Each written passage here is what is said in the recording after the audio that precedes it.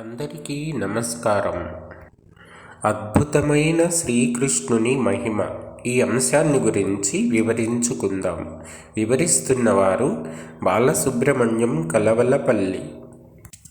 నరకాసురుని చెర నుండి విడిపించిన 16,000 మంది రాజకన్యలు శ్రీకృష్ణునే వరించారు. అతడు వారిని ఒకే లగ్నంలో 16,000 రూపాలు ధరించి అందరినీ ఒకేసారి వివాహం చేసుకున్నాడు. ఈ వార్త విన్న దేవర్షి నారదుడు ఆ అద్భుతం ఎలాంటిదో తెలుసుకోవాలని ఒకసారి ద్వారకకు వచ్చాడు.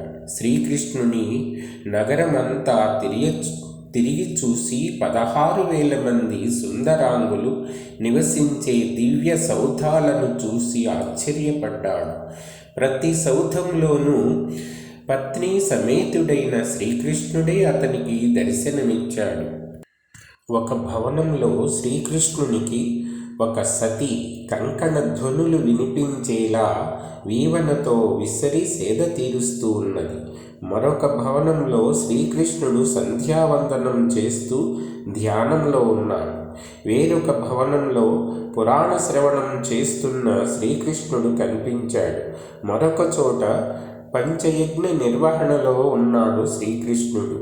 ఒక భవనంలో శీతల పానీయం సేవిస్తూ ఉన్నాడు శ్రీకృష్ణుడు.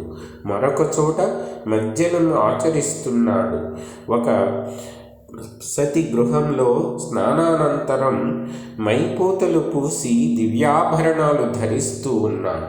మరొక భార్యతో సంగీత గోష్ఠిలో ఉన్నాడు. ఇలా ఏ ఇంటికి వెళ్ళినా శ్రీహరి లేని ఇల్లు ఒక్కటి ఆ నారద మహర్షికి కనిపించలేదు. దానికతడు ఆశ్చర్యపడి, ఆహా, శ్రీహరి మాయా విలాసం అన్నీ తానే అయి ఉండి మరలా విడివిడిగా అందరితోనూ ఉండి ఆనందాన్ని ఒకే సమయంలో అందరికీ పంచుతున్నాడు కదా అని మెచ్చి హరినామస్మరణ చేస్తూ త్రిలోక సంచారానికి వెళ్ళిపోయాడు.